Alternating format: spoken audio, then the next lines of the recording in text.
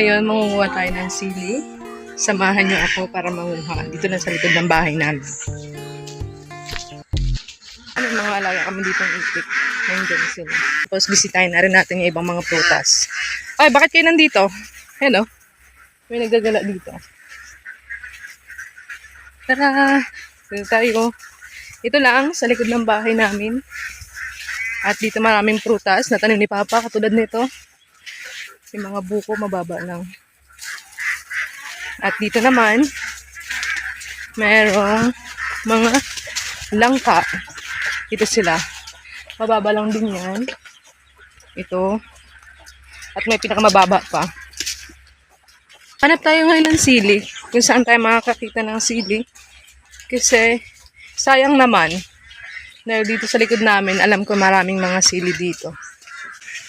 Project natin ngayon, manguha ng sili dito sa likod ng bahay. Dito sa paligid. Pero sabi nila, maganda rin kapag gagawa ka ng sinamak, meron ding green na sili. Hindi lang puro hinog. Kasi yan siya parang mas magmimix ng lasa. Ang sinamak, yung suka na tinimplahan ng sili, luya, o kung ano pa gusto mong ilagay. Depende kung ano mong gusto mo. Yan, okra. Mga tanim ni Mama.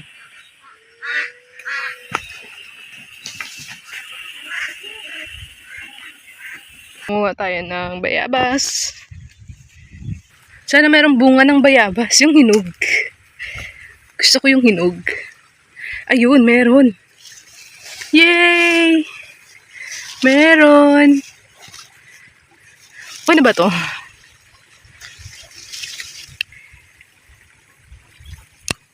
Sarap. Ano siya?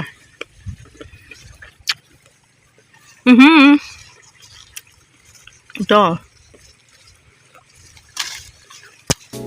Simpleng buhay ay kay ganda. Mayroong ngiti, mayroong saya. Walang hindi magagawa, lalo na't simple ka. Sama-sama magkaisa, kahit maging sino ka pa. Lahat ay di ba't kay dali, ganyan ka lang sa